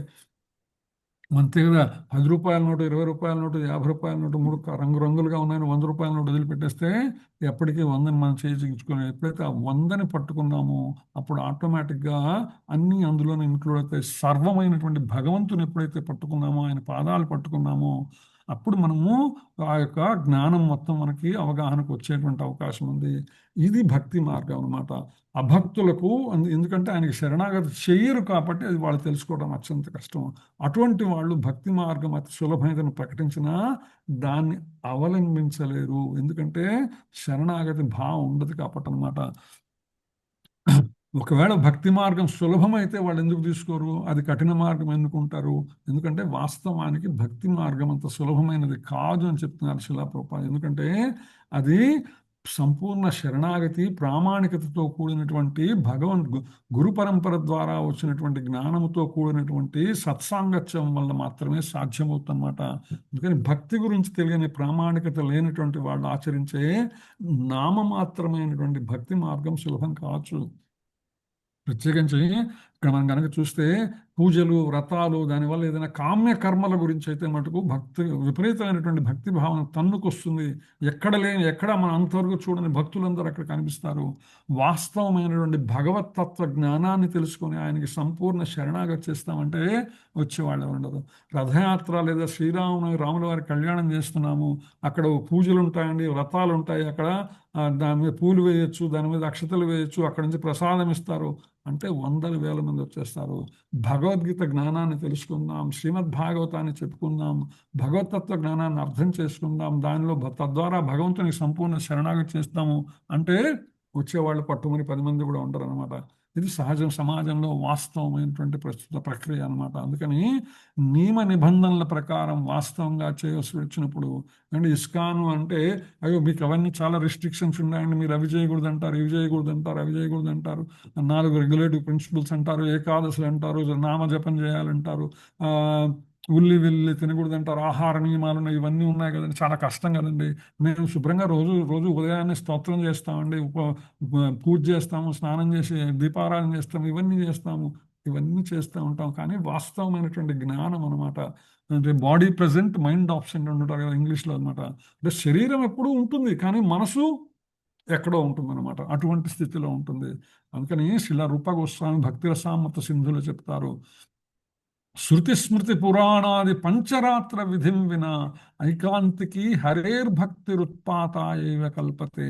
ఉపనిషత్తులు, పురాణములు, నారద పంచరాత్రం వంటి ప్రామాణిక వేదవాంగ్మయం అనుసరించి చేయబడిన శ్రీకృష్ణ భగవానుని భక్తి కేవలము సంఘమునందు అనవసరమైనటువంటి కలతలకు కారణము కాగలదు. ఇప్పుడు ఎక్కడైనా చూస్తే ఏదైనా ఈ పూజలు, వ్రతాలు లేదా ఆలయాలు, ఈ నిర్వహణ కనుక చూస్తే మీకు అక్కడికి వెళ్ళి చూస్తే అర్థమవుతుంది అనమాట, అందులో ఎన్ని రకాలైనటువంటి తలనొప్పులు వాళ్ళు ఫేస్ చేస్తూ ఉంటారు అనేటువంటి విషయము. ఎందుకంటే వాస్తవమైనటువంటి భక్తి లోపిస్తుంది కాబట్టి, ఇది మోహకారకం కాబట్టి, భౌతికమైనటువంటిది. దేవదేవుడైనటువంటి శ్రీకృష్ణుని యశోద తనయునిగా లేదా అర్జునుని రథసారథిగా అవగాహన చేసుకోవడం బ్రహ్మానుభవం కలిగినటువంటి అద్వైతికి కానీ, పరమాత్మ అనుభవం కలిగినటువంటి యోగికి కానీ కఠినమైనటువంటి వాస్తవము. ఏమిటి దేవుడా, దేవాది దేవుడా, దేవతలందరూ పూజించేవాడా, మరి ఆయన ఎందుకండి ఆయన చిన్నపిల్లవాడిలా చేశాడు, ఆయన ఎందుకండి రథసారథ్యం చేశాడు, ఆయన ఎందుకండి రాసలీల, ఇట్లా ప్రతిదీ కూడా క్వశ్చించేటువంటి అవకాశం. ఎందుకంటే సంపూర్ణ శరణాగతి భావన లేకపోవటం వల్ల అందులో భక్తి తత్వం వాళ్ళకి ఎప్పటికీ అర్థం కాదు అనేటువంటి విషయాన్ని ఇక్కడ చెప్పేటువంటి ప్రయత్నం చేస్తున్నారు. అందుకే శిలాప్రపాద శ్రీమద్ భాగవతంలోని ప్రథమ స్కందం ప్రథమ అధ్యాయంలోని మొట్టమొదటి శ్లోకంలో చెప్తారన్నమాట. అందులో మొదటి శ్లోకంలో 2వ పదంలో ముహ్యంతి యత్సూరయ, గొప్ప గొప్ప దేవతలే ఆ శ్రీకృష్ణుని విషయంలో మోహం చెందారు. ఇంద్రుడు మోహం చెందాడా లేదా, బ్రహ్మ మోహం చెందాడా లేదా, అట్లా దేవతలు కూడా మోహం చెందుతారు భగవంతుని అర్థం చేసుకోవడంలో. అందుకే ఇదే అధ్యాయంలో మనకి 26వ శ్లోకంలో వస్తుందన్నమాట, మాంతు వేదం న కశ్చన, నన్ను యథారూపంగా ఎవ్వరూ తెలుసుకోలేరు, అటువంటి సులభం కాదు. అలాగే 19వ శ్లోకంలో చెప్తారు, బహూనాం జన్మనామంతే జ్ఞానవాన్ మాం ప్రపద్యతే, వాసుదేవ సర్వమితి స మహాత్మా సుదుర్లభ అంటారు. అతి దుర్లభంగా లభిస్తారు ఎవరు, వాసుదేవుడే సర్వస్వం అనేటువంటి జ్ఞానము కలిగినటువంటి వాళ్ళు. అందుకని ఇక్కడ తత్వత అనేటువంటి పదాన్ని భగవానుడు వాడంటే, మనుషుడు గొప్ప పండితుడు లేదా తత్వవేత్త కావచ్చు, అయినా భక్తియుత సేవ చేయకపోతే అతన్ని యథార్థంగా భగవంతుని అర్థం చేసుకోలేరు అనే విషయం కూడా ఇందా చెప్పుకున్న. మనం ప్రవచనం చెప్పేటువంటి వాళ్ళు కూడా ఎవరికైతే భగవతత్వ భావన ఉండదో వారు ఎప్పటికీ ఏమీ చెప్పినటువంటి దానిలో వారికే సంపూర్ణమైనటువంటి విశ్వాసం లేకుండా వారు కేవలము తమ యొక్క భక్తి కోసం చెప్పేటువంటి వాళ్ళు ఉంటారు. అది మనము జాగ్రత్తగా ఉండాలన్నమాట. అందుకని కేవలం శుద్ధ భక్తులు మాత్రమే ఆ దేవదేవుని సర్వకారణ కారణత్వం, సర్వశక్తి సామర్థ్యం, విభూతి, షడ్గుణ ఐశ్వర్య సంపదల్లోని అచించ దివ్య గుణాలను వాళ్ళు అర్థం చేసుకోగలరు, దానిని తదుపరి భక్తులకు అందించగలరనమాట. మనం చెప్పుకున్నాం అనేక సందర్భాల్లో విష్ణు పురాణంలో భగవానుడు అనేటువంటి పదాన్ని అనమాట, ఐశ్వర్యస్య సమగ్రస్య వీర్యస్య యశస్వియ జ్ఞాన వైరాగ్యోశ్చైవ షణ్ణాం భగవాన్హి. అనంతమైనటువంటి ఐశ్వర్యము, శక్తి, కీర్తి, సౌందర్యము, జ్ఞానము మరియు వైరాగ్యము కలిగి ఉన్నవాడు భగవానుడు. ప్రస్తుత సమాజంలో మనకు చూస్తే 2-3 మ్యాజిక్స్ చేస్తే చాలు అతనికి భగవాన్ అనే టైటిల్ ఇస్తున్నారు, 2-3 ప్రవచనాలు చెప్తే చాలు అతనికి బ్రహ్మశ్రీ అనే టైటిల్ ఇచ్చేస్తున్నారు. సో అట్లా ఏంటంటే ఈ భగవాన్ అనేటువంటి పదము అందరికీ ఉపయోగించేటువంటి పదము కాదండి. అదేదో చెప్పినట్టు అనమాట, ఇప్పుడు రాజకీయ నాయకులు లేదా సినిమా నటులు సమాజంలో తమ కీర్తి ప్రతిష్టలను పెంపొందించుకోవడానికి చేసేటువంటి ప్రయత్నంలో భాగంగా ఈ యొక్క ఇది వాటిని ఏమంటారు బిరుదులు, బిరుదులు ఇచ్చేవాళ్ళు, బిరుదులు తీసుకునేవాళ్ళు, అదొక వర్గం ఉంటుంది ప్రస్తుతం సమాజంలో. మీరు కనుక చూస్తే అదొక వ్యాపారం, అదొక రకమైనటువంటి వ్యాపారం అనమాట. బిరుదులు ఇవ్వడము, బిరుదులు తీసుకోవడం అనేటువంటి విషయం అనమాట. వాడు ఎవడు అదే బిరుదులు, నాకు ఇవన్నీ కదా భారతరత్న ఇవ్వయా అని అంట.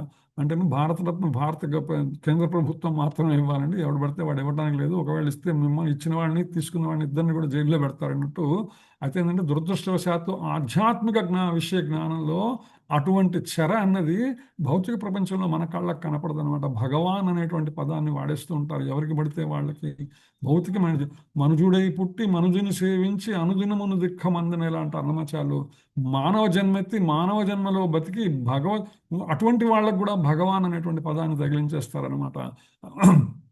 భగవాన్ గురించి భగవాన్ సో అండ్ సో, భగవాన్ సో అండ్ సో అనేటువంటి ప్రచారం చేసేటువంటి దౌర్భాగ్య స్థితి ప్రస్తుతం సమాజంలో మనం చూస్తుంటాము. సో భగవాన్ అనేటువంటి శబ్దము కేవలము భగవానుడికి మాత్రమే అన్వయించవలసింది. అందుకని భగవాన్ అనేటువంటి సంస్కృత శబ్దానికి ఇంగ్లీష్లో కూడా ఎటువంటి సమానమైనటువంటి శబ్దము లేదండి. దేవతలంటే గాడ్స్ అంటాము, అంతేగాని డెమి గాడ్స్ అని అంటాము.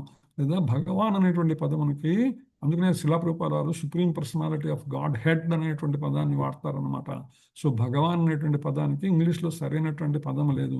సో అది కేవలం భగవంతుడికి మాత్రమే అన్వయించదగినటువంటిది.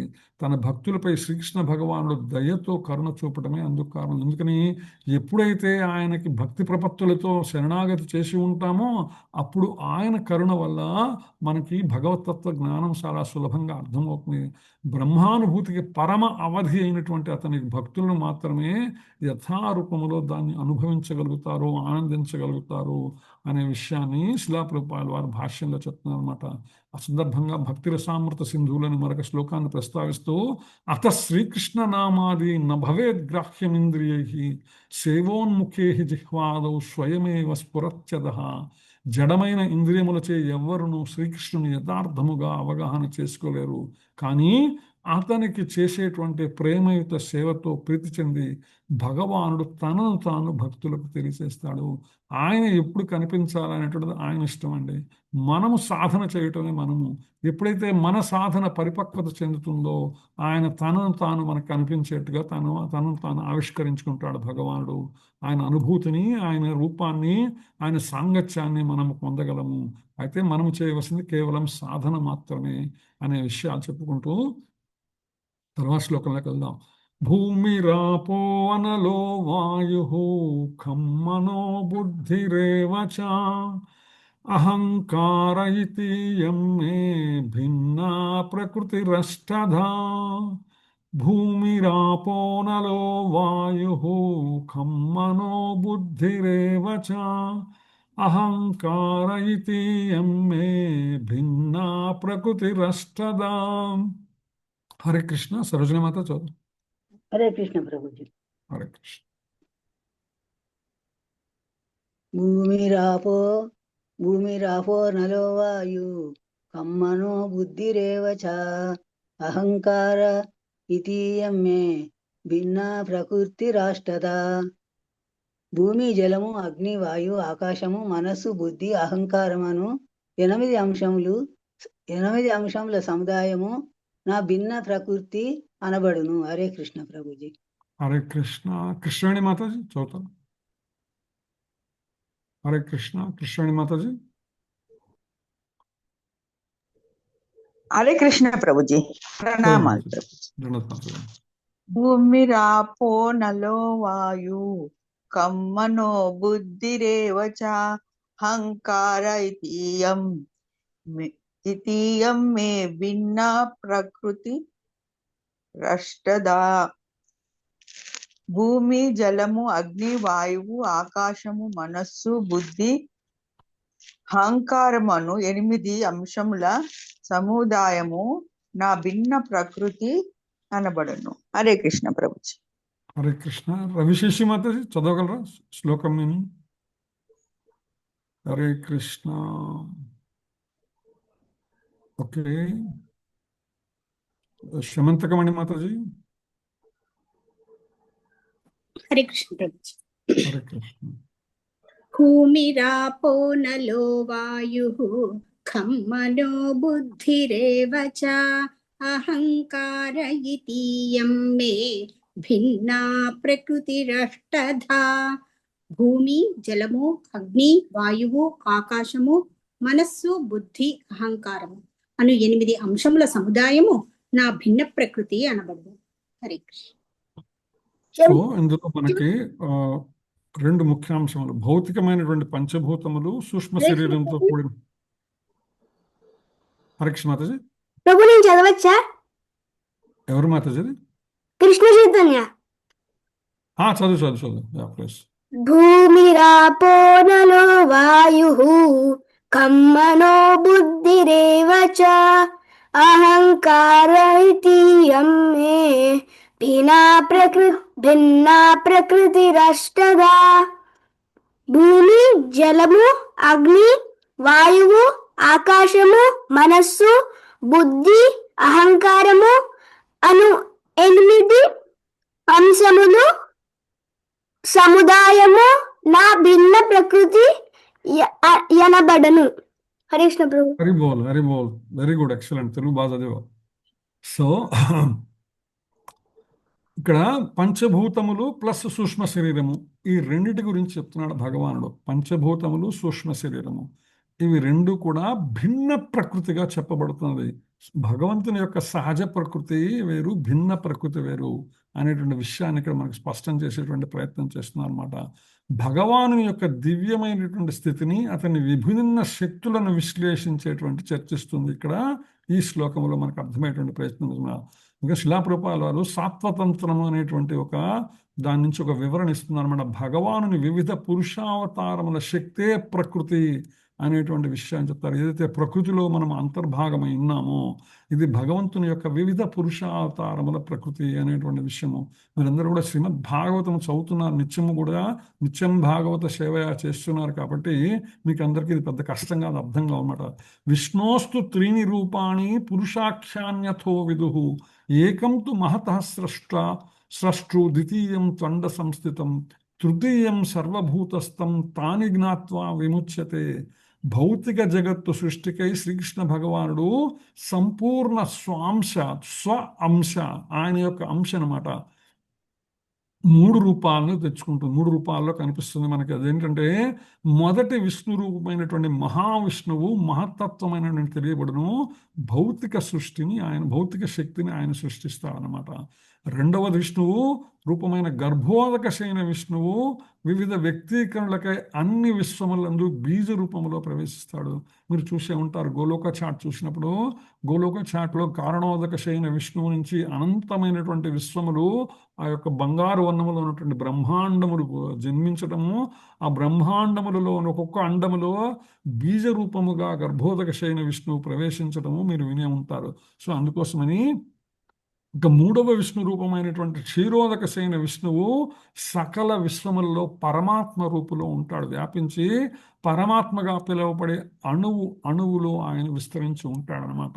ఇది 3 రకములుగా విష్ణువు విస్తరించి ఉంటాడనేటువంటి విషయాన్ని సాత్వతంత్రంలో చెప్పబడిందని శిలాప్రభుపాదులు చెప్తూ, ఈ 3 విష్ణువుల గురించి ఎవరైతే తెలుసుకుంటారో వాళ్ళు భవబంధము నుంచి ముక్తిని పొందగలరు అనే విషయాన్ని స్పష్టం చేస్తుంది ఆ యొక్క శ్లోకం అనమాట. సో అందుకని ఈ భౌతిక జగత్తు ఏదైతే ఉందో ఇది శ్రీకృష్ణ భగవాను విభిన్న శక్తులలో ఒకానొక శక్తి యొక్క తాత్కాలిక ప్రదర్శన. ఏ విధంగా కారణోదక శయన విష్ణువు నుంచి బ్రహ్మాండముగా జన్మించినటువంటి ఈ విశ్వము లోపల బీజ రూపముగా భగవానుడు గర్భోదక శయన విష్ణువుగా రావటము, ఆయన శరీరము యొక్క నాభి కమలము నుంచి బ్రహ్మ ఉద్భవించడము, తదుపరి బ్రహ్మ ఈ భౌతిక జగత్తులో జీవరాశినంతని సృష్టించము, భౌతిక జగత్తు కూడా భగవంతుని శక్తి విస్తారముగా రూపొందటము, ఇవన్నీ మనం తెలుసుకునేటువంటి విషయంలో శ్రీమద్ భాగవతంలో అనమాట. సో ఇదంతా కూడా భగవంతుని యొక్క బాహ్య శక్తిలోని అంతర్భాగము. భౌతిక జగత్తు కర్మలు పురుషావతారంగా పిలువడే కృష్ణుని యొక్క స్వ అంశ అయినటువంటి ఈ 3 విష్ణువుల ద్వారా నిర్దేశించబడుతుంది అనే విషయాన్ని ఇక్కడ శిలాప్రభుపాదుల భాషలో మనకు వివరించేటువంటి ప్రయత్నం చేశారు. సో అంతేకాదండి, ఈ యొక్క భౌతిక జగత్తు ఏదైతే ఉందో సాధారణంగా జీవులందరూ ఏమనుకుంటారంటే ఈ జగత్తు జీవుల విషయభోగం కొరకు ఉన్నదని భావిస్తారనమాట. ఎవరు భగవంతుని గురించినటువంటి జ్ఞానము లేనటువంటి వారు, కృష్ణపర జ్ఞానం ఎవరికైతే ఉండరో వాళ్ళు ఏం చేస్తారు, ఈ భౌతిక జగత్ అంతా ఉన్నది మన కోసమే, మనం ఎంజాయ్ చేయడం కోసం అనేటువంటి భావనలో ఉంటారు వాళ్ళు. జీవులను ప్రకృతి కారణాలుగా దాన్ని నియమించేవారుగా, అనుభవించే జీవులుగా భావిస్తారు. అంటే ఈ ప్రకృతిలోంచే ఈ జీవులన్నీ వచ్చినాయి, ఈ ప్రకృతిని అనుభవించడం కోసమే జీవరాశి ఉన్నది అనేటువంటి భావనలో ఉంటారు తప్ప భగవతత్వ జ్ఞానం వాళ్ళలో లోపిస్తుందన్నమాట. భగవద్గీత ప్రకారం అటువంటి నాస్తిక భావము భ్రాంతితో కూడినటువంటిది అంటారు శ్రీల ప్రభుపాద. ఎందుకంటే వాస్తవానికి శ్రీకృష్ణుడే సర్వ సృష్టికి మూలమనేటువంటి విషయం ఇక్కడ ఈ శ్లోకంలో స్పష్టంగా తెలియజేస్తున్నాడు అనమాట. అంతేకాదు శ్రీమద్ భాగవతం సైతం దీన్నే నిర్ధారిస్తుంది. మనం చెప్పుకున్నటువంటి ఇందాక ముగ్గురు విష్ణువులు ఏ విధంగా ఆవిర్భవిస్తారు, సంకల్ప మాత్రం చేత ఏ విశ్వ సృష్టి ఎలా జరుగుతుందనే అంశాలు మనం చెప్పుకుందాం. అందుకని ఈ భౌతిక సృష్టిలోని ప్రతిదీ కూడా మూలకాలన్నీ కూడా శ్రీకృష్ణ భగవాన్ యొక్క విభిన్న శక్తి రూపములే అనే విషయాన్ని మనము మర్చిపోకూడదు అనమాట. ఆ సందర్భంగా శ్రీలా ప్రభుపాద గారు బ్రహ్మజ్యోతి గురించి, భగవాను శక్తుల గురించి కూడా వివరించేటువంటి ప్రయత్నం చేస్తారు. ఈ యొక్క భాష్యంలో అద్వైతులు ఎవరైతే ఉన్నారో, అంటే రెండు కాదు అనేటువంటి భావనలు ఎవరైతే ఉన్నారో, ఎవరైతే భగవంతునిలో ఐక్యం పొందాలనేటువంటి ఆలోచన, భావన, సంకల్పం ఉన్నటువంటి వాళ్ళు ఎవరైతే ఉన్నారో వాళ్ళకి పరమగమ్యం ఏంటి? బ్రహ్మజ్యోతి. ఆ బ్రహ్మజ్యోతి సైతం కూడా ఆధ్యాత్మిక జగత్తులో ప్రదర్శించేటువంటి భగవాను యొక్క శక్తి రూపం. అది భగవంతుని యొక్క కాంతి పుంజం ఏదైతే ఉందో అది బ్రహ్మజ్యోతి అనమాట. ఎవరైతే ఈ ఐక్యం అవ్వాలనే భావన ఉంటారో కేవలం వాళ్ళు బ్రహ్మజ్యోతి దాకా మాత్రమే ప్రయాణించేటువంటి అవకాశం ఉంది. అయితే ఈ బ్రహ్మజ్యోతి ఏదైతే ఉందో ఇది వైకుంఠములో కనిపించేటువంటి వైవిధ్యం అక్కడ ఉండదు. అది కేవలం ఒక కాంతి పుంజంగా మాత్రమే కనిపిస్తుంది అనమాట. అయితే అద్వైతులు ఏం చేసుకుంటారంటే అదే పరమగమ్యంగా ఆలోచిస్తారు, భావిస్తారు. ఇంకా అక్కడికి చేరితే చేరిపోయినట్టే అనుకుంటారు అనమాట. కానీ వాస్తవం అది కాదనమాట. అందుకని పరమాత్మ రూపము కూడా క్షీరోదక శయన విష్ణువు యొక్క తాత్కాలికమైన సర్వవ్యాపక రూపము. ఏదైతే పరమాత్మగా ఉంటాడో భగవానుడు, ఈ యొక్క విశ్వములోని జీవరాశి అంతటా విస్తరించి ఉంటాడో ఇది కూడా సర్వవ్యాపకమైనటువంటి రూపం అన్నమాట. వాస్తవానికి పరతత్వం, పరమాత్మ వేరు, పరతత్వం వేరు. వాస్తవానికి పరతత్వం అంటే దేవదేవుడైనటువంటి శ్రీకృష్ణుడే, పూర్ణ శక్తివంతుడు కూడా ఆయన అన్నమాట. అతడే వివిధమైనటువంటి భిన్న శక్తులను, ఆంతరంగిక శక్తులను కలిగి ఉంటాడు. మనం చెప్పుకున్నాం ప్రాథమికంగా భగవానునికి 3 రకములైనటువంటి శక్తులు ఉన్నాయి. అంతఃశక్తి, తటస్థ శక్తి, బాహ్యశక్తి అనేటువంటి అనమాట. అంతఃశక్తి ఆధ్యాత్మిక జగత్తు అయితే, భౌతిక జగత్తు బాహ్యశక్తి అయితే, జీవులన్నీ కూడా తటస్థ శక్తి అనేటువంటి విషయాన్ని మనం అనేక సందర్భాల్లో చెప్పుకున్నాం. అదే సందర్భంలో అంతఃశక్తిలో కూడా మరొక 3 విభాగాలు ఉన్నాయి. అవేంటి? సంవిత్ శక్తి, సంధిని శక్తి, హ్లాదిని శక్తి. భగవంతుని ఆధ్యాత్మిక లోకములో 3 రకాలైనటువంటి శక్తులుగా అది విభజించబడి ఉంటుందన్నమాట. అయితే భౌతిక జగత్తులో ఇది 8 అంశాలుగా వినబడి ఉంటుంది. ఆ 8 అంశాలు ఇక్కడ చెప్పబడింది అనమాట. స్థూల సృష్టి అయినటువంటి పంచభూతములు, వాటితో కూడినటువంటి శబ్దము, స్పర్శ, రూపము, రసము, గంధమనే 5 ఇంద్రియార్థాలు ఉన్నాయి. భౌతిక జగత్తులో ఉన్నటువంటి భౌతిక శాస్త్రవేత్తలు కేవలం ఈ 10 మీద మాత్రమే వాళ్ళు ఫోకస్ చేసి ఉంటారు తప్ప ఈ యొక్క 10కి సంబంధించిన మనస్సు, బుద్ధి, అహంకారం అనేటువంటి సూక్ష్మ శరీర జ్ఞానము గురించి వాళ్ళకి అవగాహన ఉండదు. ప్రతిదీ భౌతికంగానే చూస్తుంటారు అనమాట. అంటే ఈ శరీరము పంచభూతములతో తయారు చేయబడినది అంతే హార్డ్వేర్ చూస్తారు కానీ సాఫ్ట్వేర్ వాళ్ళు చూడరు అనమాట. వాస్తవానికి హార్డ్వేర్ని నడిపించేది సాఫ్ట్వేరే. మన చేతిలో ఉండే మొబైల్ ఫోన్స్ కానీ, కంప్యూటర్స్ కానీ, ల్యాప్టాప్స్ కానీ ఏవైనా సరే హార్డ్వేర్ ఒక్కటే పనిచేయడం కాదు, హార్డ్వేర్లో సాఫ్ట్వేర్ ఉండటం వల్లే దాని ఉపయోగం ఉంటుంది. అదే విషయాన్ని వాళ్ళు గుర్తించలేకపోతున్నారు ఇప్పటికీ కూడా భౌతికమైనటువంటి శాస్త్రవేత్తలు అనమాట. మనోకర్మలు మాత్రమే తెలిసిన తత్వవేత్తలు కూడా సర్వానికి మూలం కారణం శ్రీకృష్ణ భగవాన్ అని తెలుసుకోలేరు. ఎవరు? ఈ మానసికమైనటువంటి కల్పనతో కూడినటువంటి తత్వవేత్తలు ఎవరైతే ఉంటారో. అందుకని నేను నాదే అనే అహంకార భావన భౌతిక స్థితికి మూల కారణమవుతుంది. భగవానునితో పాటు సమానముగా భోగించాలి, ఈ యొక్క భౌతిక జగత్తును భోగించాలి, నేను భోగించాలి, ఇది నాదై ఉండాలి అనేటువంటి ఆలోచన ఏదైతే ఉందో అది అక్కడ భౌతిక కర్మలకు భౌతిక స్థితికి మూల కారణం. మనం ఇక్కడ ఉండటానికి కారణం అదే అనమాట. ఈ అహం ఏదైతే ఉన్నదో అదే అనమాట, నేను అనేటువంటి భావన ఏదైతే ఉన్నదో అనమాట. అందుకని అహంకారం దేంతో ఉంటుంది? ఈ భౌతిక కర్మలు 10తోనే ముడిపడి ఉంటుంది అనమాట. పంచభూతములు వాటి ఇంద్రియార్థములతోనే ముడిపడి ఉంటుంది. బుద్ధి ఏదైతే ఉందో అది మహత్తత్వం అనేటువంటి పిలువబడే పూర్ణ భౌతిక సృష్టికి సంబంధించిన విషయం అని శిలా ప్రభుపాదులు మనకు భాష్యంలో వివరించేటువంటి ప్రయత్నం చేస్తారు. మరొక సందర్భంలో 24 అంశముల ప్రస్తావన వస్తుందన్నమాట. శ్రీకృష్ణ భగవాన్ 8 భిన్న శక్తుల నుంచి భౌతిక జగత్తు యొక్క 24 అంశాలు వ్యక్తమవుతున్నాయి. ఏదైతే ఈ పంచభూతములు మనస్సు బుద్ధి అహంకారం ఉందో దీని నుంచి 24 అంశాలు వ్యక్తమవుతున్నాయి. ఈ 24 అంశాలే నాస్తికమైనటువంటి సాంఖ్యవాదమునకు చర్చనీయాంశమైనటువంటి విషయములు అనమాట. వాస్తవానికి అవన్నీ కూడా శ్రీకృష్ణుని నుంచి ఉద్భవించి అతని నుంచి మాత్రమే విడిగా ఉన్నట్టు మనకు కనిపిస్తున్నాయి. వాస్తవానికి వీటన్నిటికీ వెనక, అందుకని ఇప్పుడు ఫర్ ఎగ్జాంపుల్ మనం ఇంట్లో ఉన్నాము, మన ఇంట్లో అనేక రకమైనటువంటి ఎలక్ట్రికల్ వస్తువులు ఉన్నాయి. ల్యాప్టాప్ ఉంది, మన మొబైల్ ఫోన్ ఉంది, ట్యూబ్ లైట్ ఉంది, ఫ్యాన్ ఉంది, ఏసీ ఉంది, లైట్ ఉన్నది, ఇవన్నీ ఉన్నాయి. స్టవ్లు, రిఫ్రిజిరేటర్లు, లేదా ఇంకేదైనా ఐటమ్స్ ఏమైనా ఉంటే టీవీలు, ఇవన్నీ ఉంటాయి కదా. ఇవన్నీ ఎలక్ట్రికల్ వస్తువులు, ఇవన్నీ అవి ఇక్కడ ఉంటాయి. కానీ వీటన్నిటికీ ఇవి నడవాలంటే వీటికి కీలకమైనటువంటి శక్తి ఎక్కడి నుంచి రావాలా? ఎలక్ట్రిసిటీ నుంచి రావాలన్నమాట. మరి ఆ ఎలక్ట్రిసిటీ మనకు కనిపిస్తుందా? కనపడదు. కానీ విద్యుత్తు లేకపోతే ఇవన్నీ నిరర్ధకమే, ఇవన్నీ ఉండి లేనట్టే. అదే స్థితి అనమాట భౌతిక జగత్తులో. భౌతిక జగత్తులో ప్రతిదానికి కూడా శక్తికి మూల కారణం భగవానుడు.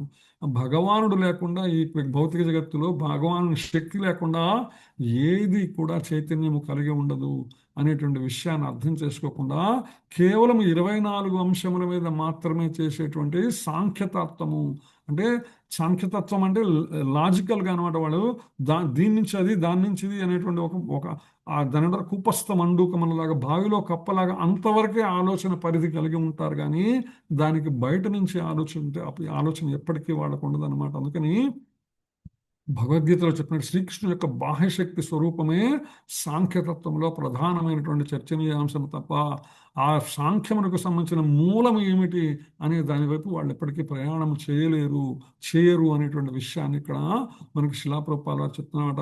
ఒక రకంగా ఈ యొక్క 24 అంశములు ఏవైతే ఉన్నాయో ఇవి అనేక సందర్భములలో మనకి కనిపిస్తాయి. భగవద్గీతలో, శ్రీమద్ భాగవతంలో కూడా వాటిని అన్నిటి కనుక క్రోడీకరిస్తే అనేక సందర్భములలో శ్రీమద్ భాగవతంలో కానీ, 2వ స్కందములో, 3వ స్కందములో భగవద్గీతలో వచ్చినటువంటి అంశాలన్నీ క్రోడీకరిస్తే ఒక చిన్న టేబుల్ మీ ముందు పెట్టేటువంటి ప్రయత్నం చేశాము. పంచభూతములు అంటే ఆకాశము, వాయువు, అగ్ని, నీరు, భూమి, ఇవన్నీ మనందరికి తెలిసినవే. వీటికి సంబంధించిన వీటి ద్వారా అర్థమయ్యేటువంటి ఇంద్రియార్థములు ఆకాశము నుంచి శబ్దము, వాయువు నుంచి స్పర్శ, అగ్ని నుంచి రూపము, నీరు నుంచి రసము, భూమి నుంచి గంధము. అదే సందర్భంలో మీరు కనుక చూస్తే ఆకాశం నుంచి శబ్దమే వస్తుంది, కానీ దాని నుంచి వచ్చినటువంటి వాయువులో స్పర్శ శబ్దం ఉంటుంది. వాయువు నుంచి పుట్టినటువంటి అగ్నిలో స్పర్శ శబ్ద రూపం ఉంటుంది. అగ్ని నుంచి పుట్టినటువంటి నీటిలో స్పర్శ శబ్ద రూపమే కాకుండా రసము కూడా, రుచి కూడా ఉంటుంది. నీటి నుంచి వచ్చినటువంటి భూమిలో గంధము, రసము, స్పర్శ, శబ్దము, రూపము 5 తన్మాత్రలు కూడా మనకు గోచరిస్తాయి అన్నమాట. అదేవిధంగా ఇవి ఎలా తెలుసుకుంటాం? మనము మన జ్ఞానేంద్రియములు, 5 జ్ఞానేంద్రియముల ద్వారా తెలుసుకుంటాము. చెవి, చర్మము, కన్ను, నాలుక, ముక్కు. వీటికి సంబంధించిన కర్మేంద్రియములు ఏమిటి? నాలుక, మలమూత్ర, కాళ్ళు, చేతులు అనమాట. దీని ద్వారా వీటిని చైతన్యపరిచేటువంటివి ఏంటి? మనస్సు, బుద్ధి, అహంకారము. ఇవి దేనికి లోబడి పనిచేస్తుంటాయి? మహత్తత్వము, కాలము, పరమాత్మ, జీవాత్మ, త్రిగుణములు ఏవైతే ఉన్నాయో ఈ అన్ని అంశముల రూపమే. ఈ 24 అంశములు ఏదైతే చెప్పబడిందో మీరు కనుక చూస్తే ఈ యొక్క పంచభూతములు, తన్మాత్రలు, జ్ఞానేంద్రియములు, కర్మేంద్రియములు, తర్వాత మనస్సు, బుద్ధి, అహంకారంతో కూడినటువంటి 24 అంశాలుగా ఇక్కడ చెప్పబడుతుంది అనమాట. సో ఆ విధంగా మనము 7వ అధ్యాయము 4వ శ్లోకాన్ని పూర్తి చేసుకుని తర్వాత 7వ అధ్యాయం 5వ శ్లోకంలోకి వెళ్దాం. అపరేయమితస్త్వన్యాం ప్రకృతిం విద్ధి మే పరాం జీవభూతాం మహాబాహో యేదం ధార్యతే జగత్. అపరేయమితస్త్వన్యాం ప్రకృతిం విద్ధి మే పరాం జీవభూతాం మహాబాహో యేదం ధార్యతే జగత్. ఓ మహాబాహుడవైన అర్జున, వాటికి అన్యముగా అత్యల్పమైన ప్రకృతిని ఉపయోగించుకుని జీవులను కూడిన నా ఉన్నతమైనటువంటి శక్తి వేరొకటి కలదు. ఇందాక దాకా చెప్పినటువంటి భౌతిక శక్తి, దీనికన్నా ఉన్నతమైనటువంటి శక్తి తనది వేరే ఒకటి ఉన్నది అనేటువంటి విషయాన్ని భగవానుడు ఈ శ్లోకం నుంచి చెప్పేటువంటి ప్రయత్నం చేస్తున్నారు. దీని గురించి మరింత వివరంగా మనము వచ్చే వారం చెప్పుకుందాం. సో ఇప్పటిదాకా మనం చెప్పుకునే విషయములలో నేను అంతకుముందు క్లాస్ మొదట్లో చెప్పినట్టు ఏమైనా మార్పులు చేర్పులు కానీ లేదా ఏమైనా ఇప్పటిదాకా చెప్పుకునేటువంటి అంశంలో మీకు ఏమైనా ముఖ్యాంశములు కానీ ఏమైనా ఉంటే అందరితో తెలియజేసి చెప్పేటువంటి ప్రయత్నం చేయండి. హరే కృష్ణ.